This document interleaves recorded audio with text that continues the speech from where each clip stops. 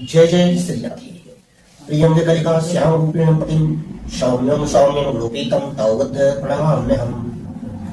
मेरे प्रिय दर्शकों, मैं दैवज्ञ दिनेश नारायण मिश्र हाजिर हूँ अपने चैनल ज्योतिषालय पर बुध ग्रह के अपने नक्षत्र ज्येष्ठा में प्रवेश को लेकर के। आप जानते हैं कि बुध ग्रह दो राशियों के मालिक हैं, एक कन्या और दूसरा मिथुन। इस समय बुध ग्रह मिथुन राशि से छठे भाव में वृश्चिक राशि में उपस्थित है।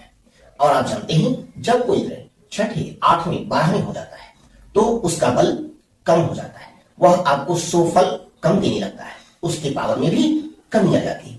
और ऐसे समय में अगर शनि के नक्षत्र में, अनुराधा नक्षत्र में अभी तक हमारे बुध देवता का गतिमान लगातार चल रहे थे, रिजल्ट क्या हुआ?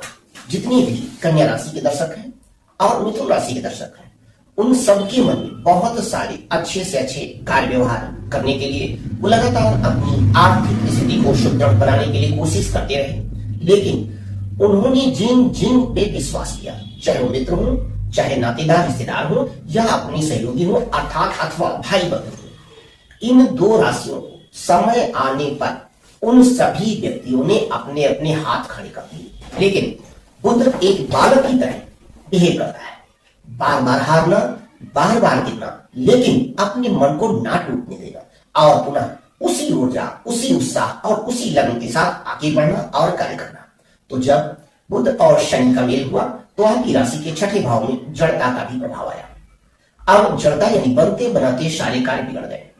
दाम्पत्य जीवन को लेते हैं तो वहां भी ऐसा लगता था कि शनि और राहु मिलकर के आप दोनों में दूरियां उन्होंने बढ़ा दी, पति पत्नी में मनमुटाव हो गया और ऐसा लगने लगा कि अब शायद हम लोग बहुत समय तक नहीं चल पाएंगे। तो दाम्पत्य जीवन में भी समस्याएं आई, दैनिक आय की जो बातें थी उसमें भी कमी हुई और मिथुन राशि के लोगों के बाएं कंधे की तरफ अर्थात सीने में कहीं ना कहीं दर्द बना, या आंखों से संबंधित समस्या आई, या हृदय की भी गति में भी बार बार उतार चढ़ाव हुआ।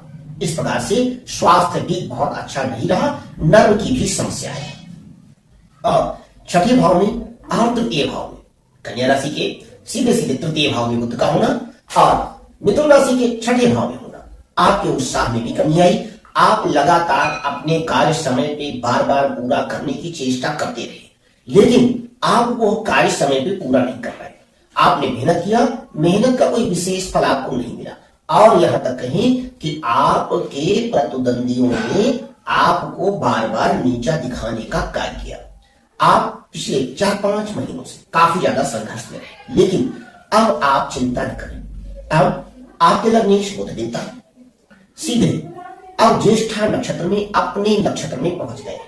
और जब व्यक्ति परेशान हो, उसे अपना कोई खास मित्र, अपने माता पिता या अपना घर दिखाई देने लगे, तो आप जानते हैं कि उसके उत्साह में दोगुना अंतर हो जाता है, वो अति उत्साह के साथ उस तरफ रहता है। तो मैं अपने सभी कन्या और मिथुन राशि वालों के लिए कह रहे हैं कि अब आपके विदेश व्यापार में अच्छी स्थिति आपकी बनेगी, आपके दैनिक आय में भी आपको लाभ।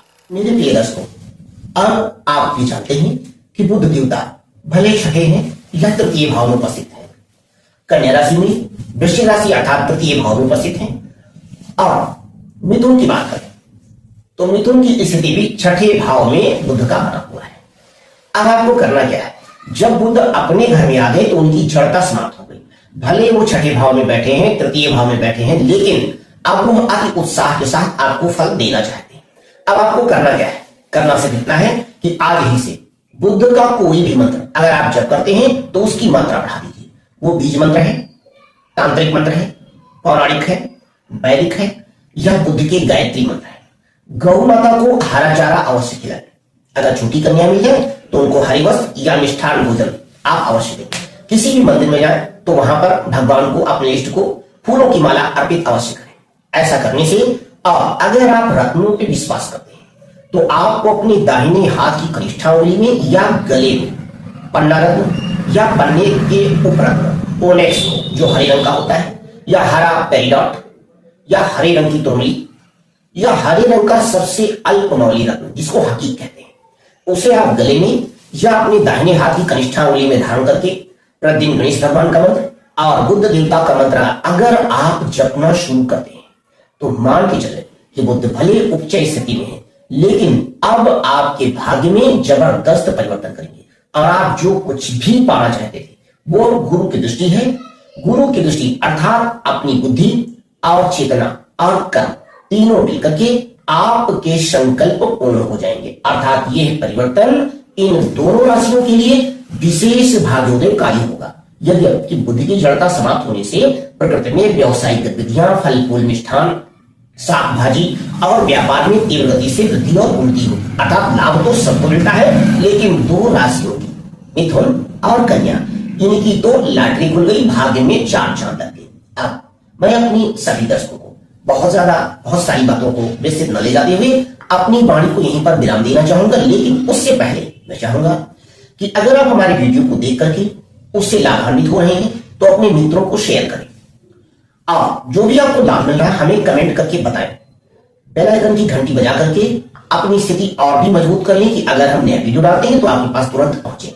और ऐसे बहुत सारे शुभ कार्य आप भी करना शुरू करें, अर्थात मेरे वीडियो को शेयर करें, जिससे लोगों के जीवन के दुख और कष्ट दूर हों और वो आगे बढ़ें। अगर वो आगे बढ़ते हैं तो हम भी आगे बढ़ेंगे, हमारा देश आगे बढ़ेगा। इसी प्रकार के बहुत इन्हीं शुभ आशीष वचनों के साथ भगवान गणेश और बुद्ध देवता को कोटि कोटि प्रणाम करते हुए मैं अपनी वाणी को दे रहा हूं अगले दिन तक के लिए।